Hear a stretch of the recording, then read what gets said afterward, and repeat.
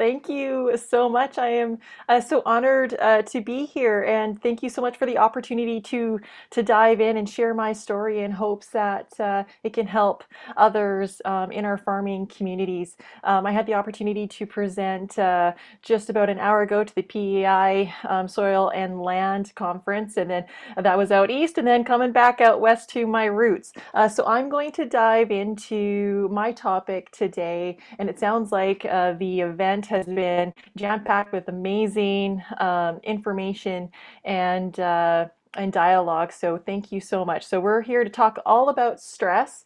And so my before I dive in, my first question is to rate your stress. So think of a number between 1 and 10, with 1 being low and 10 being high, and think of what your stress might be. And this could be stress over, the last couple of days, over the last couple of weeks, or months, maybe a couple of years. I know there's lots going on with what's happening in Ukraine, going through COVID, a pandemic, what's happening in DC with our floods, or with the flooding, extreme drought in the West, and then the challenges that our Eastern friends are going through with marketing challenges and so much more. I know for me, my stress right now is probably about a 7, 8. I get a little nervous speaking, whether that's in person or virtually, or in front of a group.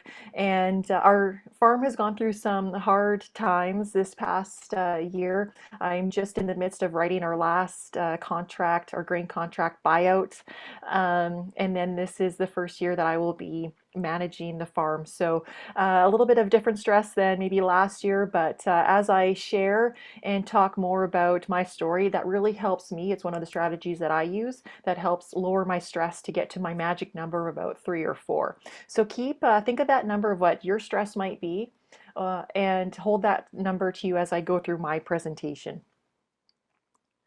So, like what Diane said, I'm Lesley Kelly, and I farm with my family just south of Saskatoon, central Saskatchewan.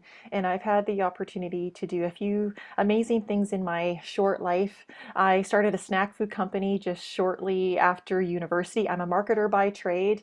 I started High Heels and Canola Fields, an alias that I go by, about 5 years ago, with the hope and the goal of bringing and bridging the gap between those and inside of outside of agriculture. But it's really involved to one of the things that I'm very proud of and is near and dear to my heart, and that's co-founding Do More Ag, a national registered charity that champions the mental health of our Canadian farmers, our farming communities, our farming neighbors and friends, to help them get through some really hard times and bring those resources, much needed resources, to agriculture. So here is my amazing and beautiful family. I farm with my husband and my brother, and I share this picture because everyone in my family, uh, everyone is living with a mental illness or has gone through a mental health challenge in their life. I share this as not as a way, the mental illness to that defines us, but as a way that we recognize that it's brought us closer together. That those hardships, those challenges, has really helped my family weather the calm through the storm. And by learning more about mental health, I didn't know much about mental health 10 years ago, but learning more about mental health, how it impacts us, how we can support each other and ourselves. It's brought our family closer and stronger together because of it. So my sister, who is in the pink dress, she is so involved in her community. She gives back in any way that she can, and she does that by being a paramedic. And she is living with borderline personality disorder. My dad, who is in the blue shirt, one of the most forward thinking, innovative farmers I've ever met. And when he was battling cancer, unfortunately, was living with anxiety and depression because of it.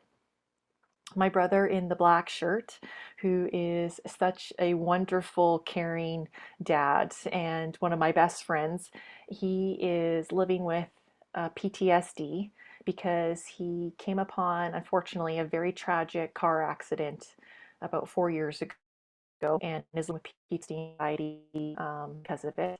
And I, in the far right, in the black dress, when we had our second child, Copeland, I was I went through a hard time and through postpartum depression, and went through a variety of that really made me feel that I wasn't myself. And my husband helped me through that time. And then my husband, who is to my left in the flat, an amazing, the most amazing person I've ever met, my rock, and who would give shirt off his back to anyone around him. He is living with anxiety and suffers from panic attacks, mainly attributed to farm stress. And I share his story. He's giving me permission to share in the hopes to give hope to others that it can and it will get better. He suffers from panic attacks and anxiety because about 10 years ago, when we were living in Alberta and then we moved back home, we made the short term decision to live in Regina, and he would do the 4 hour round trip commute to the farm because it was the only way that we could get close to the farm, but the farm wasn't in a financial position to take on 3 family units at the time. We just started our transition, our succession plan. And my husband was at the farm. We were raising our small family, so he was living in the camper away from his growing family. And the son-in-law coming into my family farm, so there's different dynamics. He's trying to figure out my dad and my brothers, how to work with them. So he felt that the only way he could provide value was to work 24/7, to be the first one up, the last one to go to bed, to do anything and everything. And then the rain came, and the rain didn't stop. We went through a lot of flooding where we lost acres, and we went through some financial. It hit the farm really hard, so we went through some financial hardships. And my husband then built 2 businesses to help the farm through a hard time. And this then took a toll, and he started to have panic attacks. The panic attacks started in the camper, and then in the cab of a tractor or the combine, and then at home. And I came home one day, and he was having a panic attack in our living room. It was one of the scariest things that we'd gone through. And that's the moment that we decided to do things differently on our farm and within our family. And I'll share what those are. So we learned a lot about mental health in agriculture over the last 5 or 6 years, and the landscape of agriculture. What we've learned is through a couple surveys, and one that I share is through the Farm Management Canada study, Healthy Minds, Healthy Farms, and they found about 75% of farmers were facing mid to high levels of stress. And knowing at different times of the year, especially what we're facing or we're going through right now with external stressors, this number could be higher. Women were more likely to report higher amounts of stress, mainly attributed to finances, workload, family conflict, that farm transition that we went through. And they also found that younger farmers show signs of higher stress and were generally less effective at coping with stress. And I share this because this hit home for me and my family, because these numbers were our family. So I share in hopes, these are my whys. My goals is to help those around me in my farming community to know that they aren't alone and that it can get better. And I've learned that through my boys and my husband, because I hope that my children, my 2 young boys, that when they go through hard times, if they are part of the farm or part of agriculture, it's not if they go through hard times, it's when they go through hard times. And I hope that when they go through those hard times, that they have a community of support around them and those resources that it was so hard for my husband and I to find when we were going through hard times. And then I share because of my husband, who has taught me so much, who has been such an amazing support to me, our family, our farm, our community. And I hope that through these stories that others can get the help that they so deserve as well. So I'll dive into the things that my family and I have learned when it comes to stress, primarily on the farm. I love this way of life. I love farming. There's no other thing that I would rather do or be. But I know with farming comes many unique stressors and stressors that are outside of our control. And my family and I, through going through that storm of those hard times, we've learned how to help us. We've learned how to calm us through the chaos. And these are the five things that I'll dive into that has helped us. So the first thing that we did was in those hard times, we learned what stress was and how we deal with stress and what our triggers were. And when through the pandemic, my husband and I were watching, we binge watched The Office. And when we watched this clip of the fire drill, we looked at each other and said, this was what stress looked like on our farm. When we late one night when we watched that, I think it was probably our fourth or fifth episode in that evening, we looked at each other and my husband and I, we said that was us. That is an accurate depiction of what we likely would have looked like during high amounts of stress on the farm. You know, all running in different directions, looting, trying to take things, yelling, throwing things, and we did not throw farm cats though, so no cats were harmed in this clip, but just a fun way to share how stress impacts all of us very differently.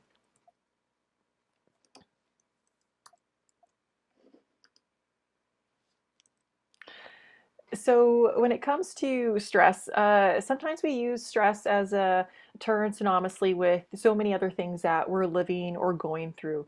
Some of us might refer to stress as feeling anxious, or actually it could be anxiety. But stress is a term outside of all those other definitions or diagnoses of what we're going through. But stress is a normal response to situational pressures or demands, and is part of what makes us who we are, our reactions, and is part of everyday life. I recall my science teacher referring it to us as, that fight, flight, or freeze, where hormones are released into our body, our heart rate increases, our blood sugar levels rise, and our heart rate rises as well. But what I've learned is that stress is a feeling.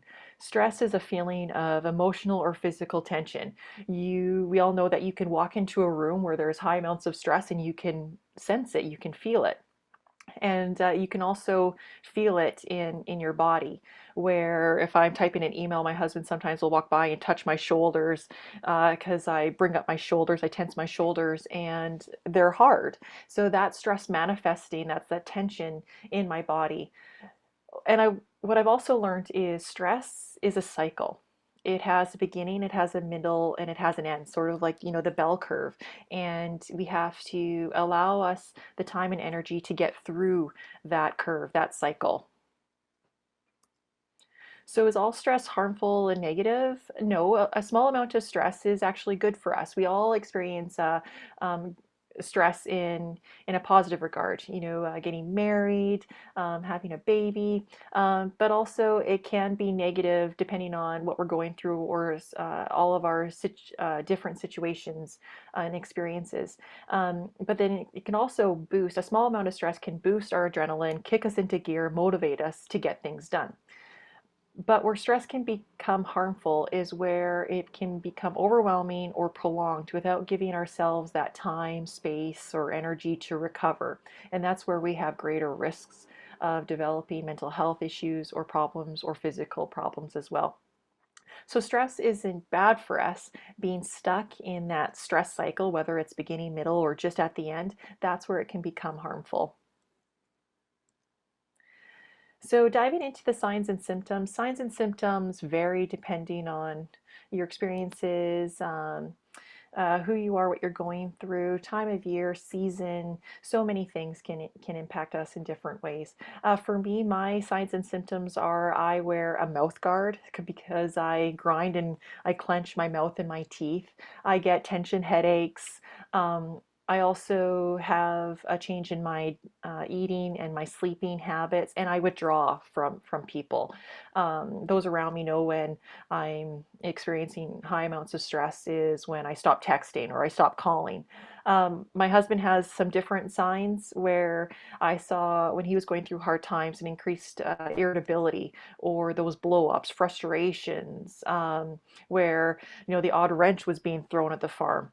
And then I also saw some of the mental signs and symptoms was he was he was forgetful, and he had a hard time concentrating or had some procrastination instances where I recall one day even getting into the tractor, it was hard for him to start the tractor. He was just so overwhelmed with what was going on. So everyone's signs and symptoms might be different or are different, and it's to my best piece of advice is to know what your normal is, and normal is in how you react and respond, because how I do is different than my husband, but know what those are for yourself and those around you. And when we deviate from those normal reactions, that's when we can start to take note and have the conversations around what's happening and what's going on. So my second point after the S and learning about stress is taking action, and this is the T. And taking action is to know how that stress is impacting you and what your number is. Giving what your number is reduces its power. And I started to realize this through my husband. My husband has been such an inspiration and has taught me so much. And where I learned that our stress is different, how I took action that our stress is different, but it's real and it's valid, is one day pre-pandemic, a couple years ago, I flew into Toronto, and I wanted to just go to bed. I wanted to get a hotel room, go to bed, and then I had to wake up the next day and fly out. And so I got to my hotel room. I checked in. It was late at night. It was probably about 10:30, 11. And when I got to my room, I thought, well, I'll call room service. And while they're making my food, I'll hop in the shower. So when I get out of the shower, my food will be ready and I'll eat and I'll get to go to bed. And so everything was going according to plan. I got out of the shower. I put the towel around me. I was dripping wet, and I looked out of my hotel room and down the hallway, and my food was there. So I thought, woohoo. But my food was a good, two big Leslie steps away from the door, which I thought was a little bit odd. But rather than go back into the room to get my key, I just thought, well, I'll just reach eloquently, or best as I can, and grab that tray and then bring it into my room. But as I was reaching for my tray, the door started to close, and I didn't realize it had a kickback. And as it reached a point, it kicked me. It kicked me so good or hard that I flew forward. My towel went down. I dropped my towel, and I was locked out of the room. But thank goodness no one was in the hallway. But I was locked out of my room, dripping wet, and my stress went from about a 3 or a 4 to about a 7 at this moment. So I thought, well, still no big deal. I'll just go to the elevator where there is a phone and I'll call down to the front desk. But nowadays, in most hotels, there is no phone because we all have cell phones. But my cell phone was locked in the hotel room. So my stress went to about an 8. So I went down to the lobby and I thought, well, no, still no big deal because it's 11 o'clock at night. There won't be anyone in the lobby, and I'll get the key and I'll go back up to my room. But when I got to the lobby, my jaw dropped and I got bright red because in that moment, a busload of families were in the lobby. It was packed and it was loud, and I didn't want to walk to the front to go and talk to the hotel desk manager or the front desk people. So I tried to do my best Saskatchewan yodel and I did a yoo-hoo, and everyone in the whole hotel lobby turned around and looked at me. Not, I did uh, get in front of or I did get the front desk to notice me, but so did everyone else. So rather than say, hey, you look like you're in distress, I'll come to you, he said, oh, dripping wet woman, do you come to the front and I'll help you. And I was so horrified. My stress went from about 8 to 11. I turned bright red. And I made the walk of shame, dripping wet, through the hotel lobby. I had, the Snickers, I had people pointing at me. And when I got to the front desk, and they didn't believe me that I was locked out of my hotel room. So I had to have security escort me up to my room, show them my ID, did the whole works. And by then I was probably a good, 10 fingers and 10 toes for stress level. So what I do when that happens, when I get to that moment, or those times, is I call my husband. And when I shared with him my story, his first reaction was he laughed. He laughed at me because my stress at 20 would have been his too in that moment, because he would have loved the opportunity to walk half naked, dripping wet in front of the ladies in a hotel lobby. For me, it was the opposite of experiences that I wanted to go through. And then what he told me was, because then that I started to get more worked up, is to relax, relax, Lesley. And since then, we've learned how to better communicate. I did express my frustration. We are happily married, but in that moment, I did want to, I did want to physically hurt him. But just a great example. In that moment, I learned, wow, like our stress is what we're going through is real. What we're going through is valid. It just is different than what someone else might experience. All of our experiences are different, and it's to try to understand what that experience is like for someone. And I've done that to my husband, where he's wanted to dive into that phone and talk to me or try to relieve that stress. Is when I'm part of the harvest crew and I'm the gopher, but during moments of high stress for him, he likes to go for a drive. And we were in the midst of harvest a couple years ago, and in the heat of the race of trying to get a crop off because the snow was coming. And in that moment, the rim of the combine, it broke. So usually I would go and get the part or get the rim, but he wanted to in this moment. And when he was experiencing that high stress, he called me and was venting. And what I told him was to relax. But now, yes, we're better communicators through those high stress moments. But we've learned that all of our stress is different, and to learn what those differences are. So this other individual that I'm showing and sharing with you today is another person that has taught me that our stress is different and our stress is real. What we're going through is real and it's valid. And I learned that through Kelly. And Kelly, I had the opportunity to meet and have a meal with her.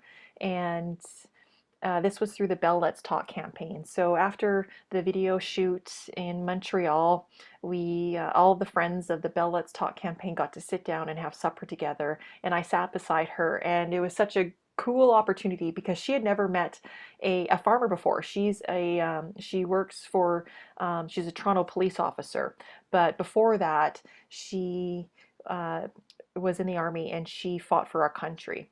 And I had never met anyone who went to Afghanistan and fought for our country. And she shared with me such an amazing, heroic story of what she had gone through and is living with PTSD. And when she was telling her story, she looked at me and, well, Lesley, what's your story? And in that moment, I couldn't think of anything really. I felt my story didn't matter in comparison to hers. My story didn't compare. Crying upstairs in my bathroom after having a baby, I felt it really didn't matter. And this is what she told me in that moment. I'd been in the Army for, I think at that time it was about 3 years. And when I was 19, I deployed to Afghanistan for a 7.5-month tour of duty. And I was having nightmares, trouble sleeping, difficulty engaging people. So finally I went and saw a doctor and was diagnosed with post-traumatic stress injury and a major depressive disorder and an anxiety disorder. When I first came public with my injury, I had a lot of people come up to me and they would say, yeah, I struggled with mental health injuries, or someone I know struggles. And then they would say, oh, but it's nothing like what you went through. And you kind of just really have to take the step back and realize that mental health is not a competition. People drown in oceans, and people drown in pools, and people drown in bathtubs. And everyone just has to stop worrying about how much water someone's drowning in and just focus on the fact that someone's drowning. And whether or not it's someone in society or themselves, they have to worry a lot less about what it is they're drowning in and just focus on the fact that they need to be able to breathe again.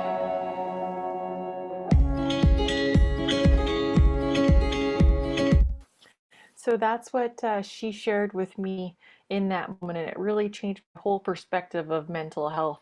And she shared with me, Lesley, people drown in bathtubs, and people drown in oceans, and people drown in pools, and let's help each other start to breathe again.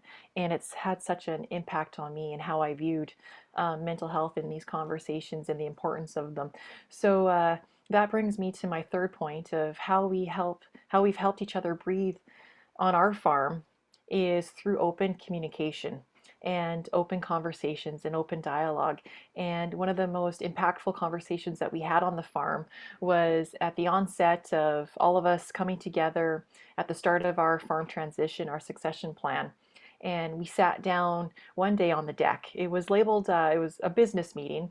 But what we did was we sat down and we talked about each other's worlds because we hadn't really worked together for about 10 years. We'd been away from the farm and we were coming together and forming this farm family team and unit, and we were going in all different directions, but we really had to understand who we were as people again, because we've grown so much, we've learned so much. And that was when we each shared each other's worlds, and that was when I learned what my brother was going through, and my husband shared more, and then I really learned what my parents, what their struggles and fears were with the transition of the farm. And that brought our family so much closer, because then by me knowing their worlds, I can help be a better support to them. By me knowing what they were facing, and maybe if they were coming to the farm later one day, I knew what they were going through and what that was like. And that really brought our family closer together. And we do it every year now, a couple times of the year. We just sit down, we talk about those deep topics to really get to know each other. And so for us, we learned that by not talking, by not having that open communication, it was creating more arguments and more conflict and deteriorating how we were communicating and creating more stress. And that stress was spilling over and crossing over into our relationships with each other. So what we learned is to help us go through that stress together was by talking about it, by talking and listening and supporting each other. And so what we started to do was that number exercise. And so we started to talk about what we were feeling and what our stress numbers were. It created that, it lessened that elephant in the room. Rather than talk about mental health, we were just talking about what we were feeling. And so every day, especially in the busy times of seeding and harvest, we talk about what our number is at the start of the day. Because if I know my brother or my husband is at a 10 or 12 or 10 fingers and 10 toes, then we can help to learn how we can support them, or even just give them the time and the space that they need. And sometimes just giving it a number, that stress, gives it less power and helps someone get that the world off of their shoulders. And so what we also started to do was, outside of that number exercise, is look for those signs and symptoms, knowing that each other's normals are different. But I can sense now when my husband has high amounts of stress with those signs and symptoms. And then once we see those signs and symptoms, we can ask each other, how are you doing? You look different. This is what I'm seeing. And is something bothering you? And even ask ourselves what we're feeling as well. Has really helped open the door to communication about talking about mental health and stress on the farm. The next is listening with interest and understanding. And I thought I was a really great listener. I thought, I hear what people are saying, but really understanding, coming from a place of learning to understand by using not only your ears with listening, but also your mind and your eyes and your heart can really help connect with someone. Because most of the time, that support that they're looking for is just to be heard, to be witnessed. And what I was doing was I was hearing them just with only my ears, and then giving them premature support. So I was trying to fix, solve, and save because I am a fixer. I want to help. It's coming from a great place, but prematurely, without understanding their world and saying, um, what I used to say to my husband was, you should have done this, you could have done this, and that wasn't what he was needing at that moment. So we try to ask lots of open-ended questions to understand what someone's going through, help them get what they're feeling, that weight of the world off of their shoulders, and acknowledge what they're going through and what they're feeling. And I know that listening can be so impactful. And for me, I had such a profound experience. It was one of the first panel events that we spoke about mental health, and it was about 4 years ago at the onset of Do More Ag. And I remember being in a room full of about 400 chairs, and I was hoping, when the farmers came, that four or five, maybe half a dozen farmers, if those individuals came, it would be so great. But then when the doors opened, farmers, so many farmers came in, and every chair was full in that room. And there was even farmers sitting in the aisle and standing up at the back. And I recall as we were sharing our stories, and myself sharing my stories of what my family and I were going through, there was a farmer standing at the back directly across from me, and he had his hat down. And through that discussion, he cried, and you could feel what he was going through. And afterwards, he came up to me and he said, I'd like to thank you. And I asked, quite curious, I was wondering, well, why? Um, I felt I didn't do anything. And he said, I have to thank you because you just saved my life. I'm going to go home and talk to my wife. And in that moment, I realized how important these conversations were, and even just through listening. He didn't have to share what he was going through. He was going to share, but just by listening, how life-saving it was for him and life-changing it was for me. And then providing support. I always thought that talking about mental health or that stress, that I had to know the answers and had to, give advice. But sometimes 95% of the time, what someone is looking for is just to have the conversation, to feel heard, to feel witnessed, and to receive that emotional support, that empathy, that understanding that they aren't alone, that someone else knows their world, and to receive that encouragement and reassurance. And knowing the difference has been key for me. Just asking the question that I share with my husband and my brother when they are wanting to have the conversation is, I'm always here to have the conversation. And are you looking for just someone to listen, or are you looking for some advice or solutions? And knowing that difference has helped have really great, in-depth and deep and supportive conversations with each other. So that leads me into the R. And this is all about relationships because farming with my family, with our farm team is such a blessing. And but we know that we will have conflict. We will have arguments. And I always, I used to come into conflict and arguments on the farm as you versus me, right versus wrong, black versus white. And now we've taken a whole different approach to conflict on the farm as a win-win. And it's about us and how can we look for win-wins in any and all opportunities. So we process that conflict with acceptance, understanding, empathy, gentleness, and curiosity. We don't always get it right. No one, this process isn't about perfection, but it's about progress. And that's really helped us create strong relationships on the farm. Uh, so how we win-win during conflict. I always like to show this picture because most of the time with my husband and I, conflict happens when he's driving and I'm in the passenger seat and I'm really impatient and telling him what direction to go, or when he's in the combine and I'm in the grain cart. That's where conflict arises. But we use repair attempts, just like equipment. Our equipment will break down, and our relationships, if we don't take the care and attention to our relationships, they can also break down.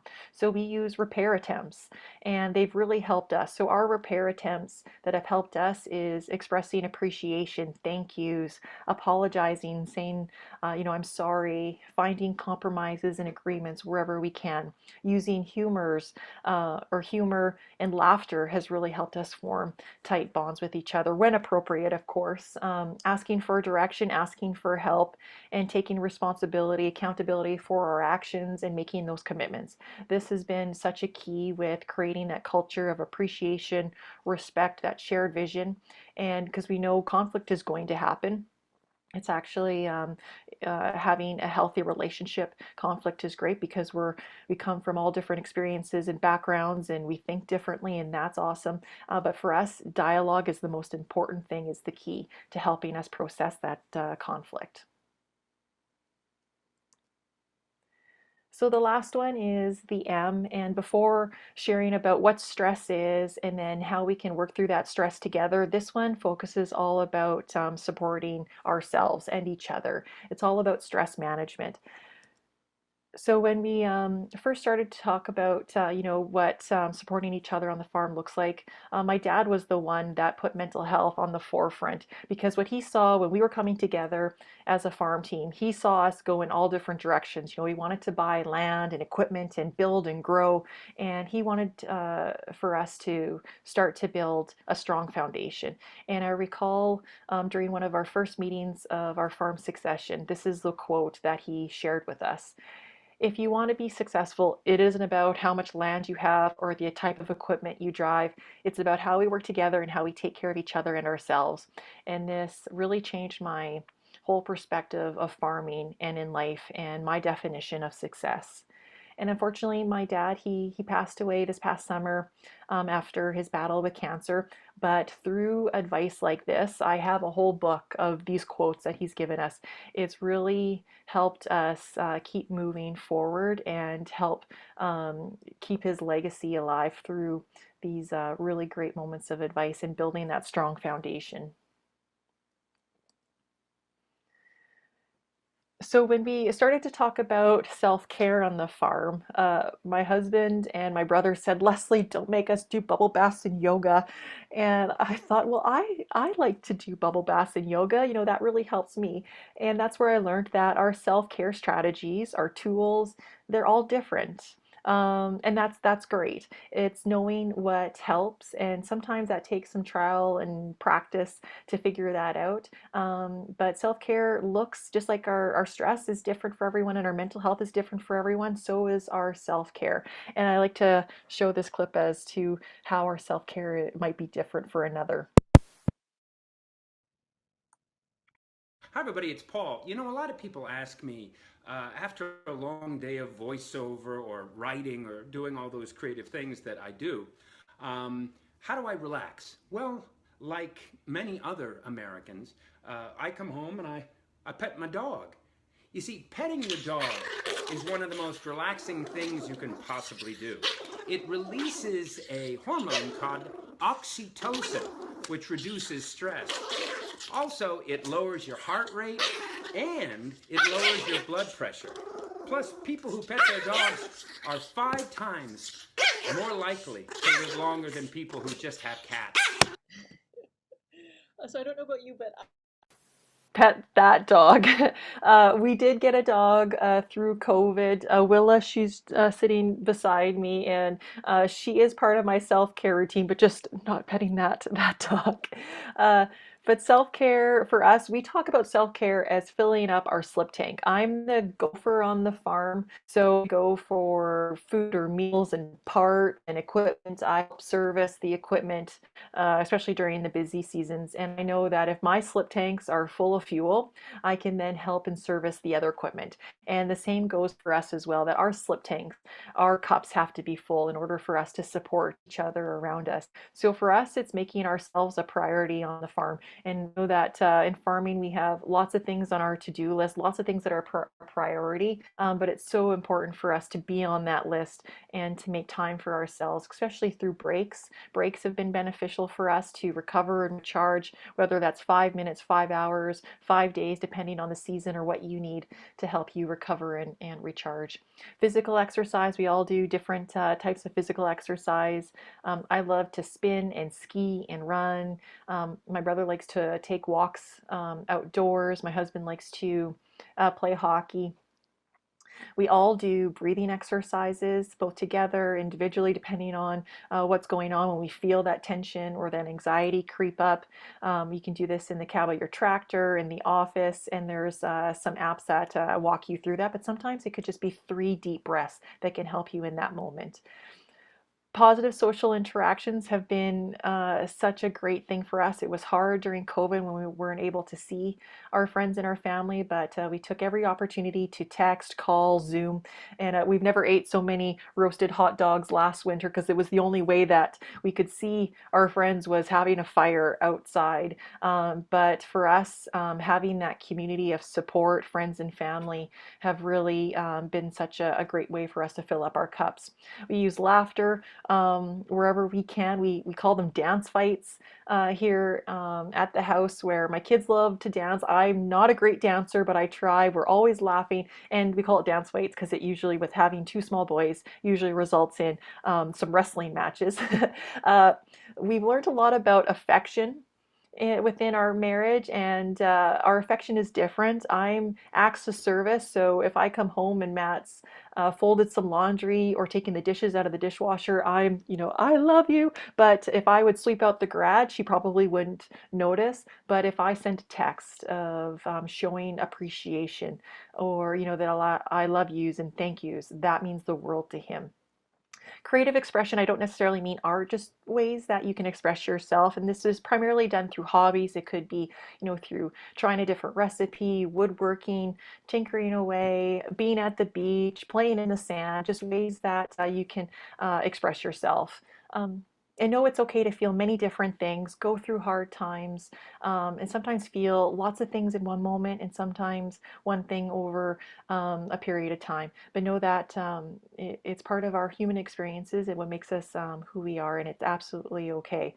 And for us, then, when we were experiencing those hard times, we sought professional help and professional advice and support, both individually in our marriage and with also within our farm family and our farm team. And it's helped us so much.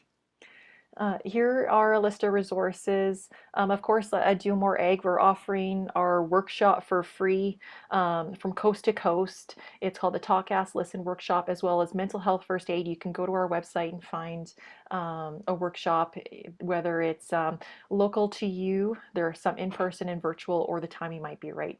We're also doing some really amazing things within Do More. We're offering egg culture, and that is a workshop for mental health professionals to understand the culture of agriculture, so they can help develop stronger relationships with our farmers when our farmers go to and seek support.